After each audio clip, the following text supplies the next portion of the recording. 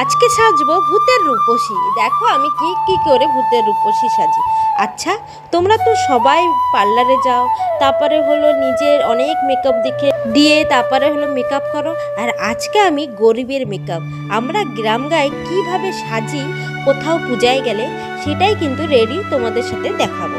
চলো তাহলে দেখো, আমি ফার্স্টেই কিন্তু মুখটা একটু ভেজলিন লাগিয়ে নিয়েছিলাম, কারণ ফাউন্ডেশনটা লাগাবো। তো ফাউন্ডেশনটা লাগানোর পরে একটু ফেটে ফেটে যাবে মুখটা, তার জন্য একটু ভেজলিন লাগিয়ে নিয়েছিলাম। দেখো ফার্স্টেই একটু লাগিয়েছি ল্যাকমির ফাউন্ডেশন। তোমরা কোন ব্র্যান্ডের ফাউন্ডেশন ইউজ করো অবশ্যই একটু কমেন্ট করে জানিও। আমি কিন্তু ল্যাকমিরটাই ইউজ করি। দেখো গাইজ, একদম ভূতের মতন সেজে দিলাম। আর ফাউন্ডেশনের সাথে কিন্তু আমি যেই ডেলি ইউজের পন্ডস হোয়াইট বিউটি ক্রিমটা লাগাই, সেটাই কিন্তু লাগিয়ে দিলাম একসাথে। তারপরে দেখো, এই যে ল্যাকমির হলো ফেস পাউডার, এইটাই এখনো উপর থেকে লাগিয়ে নেব।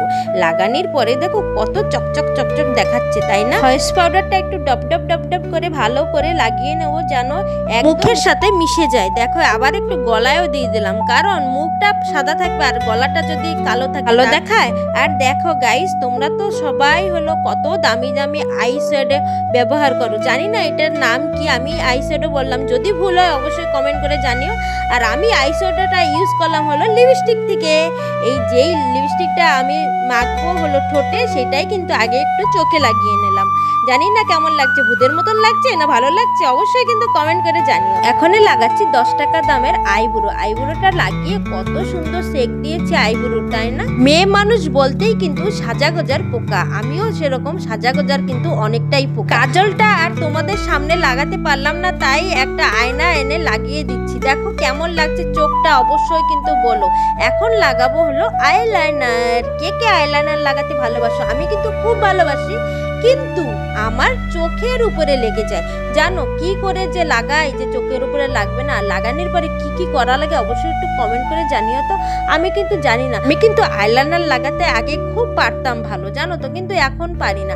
আর জানো তো, আইলাইনারের আগে কিন্তু একটু কাজল লাগানোর পরেই আইলাইনারটা লাগালে অনেক চকচক চকচক করে। আজকে আমি লাগাতে ভুলে গেলাম, কিন্তু তোমাদের সাথে আমি বলে দিলাম, কেউ যদি আইলাইনার লাগাও অবশ্যই আগে কিন্তু একটু কাজল লাগিয়ে নেবে, তারপরেই কিন্তু আইলাইনারটা ইউজ করবে।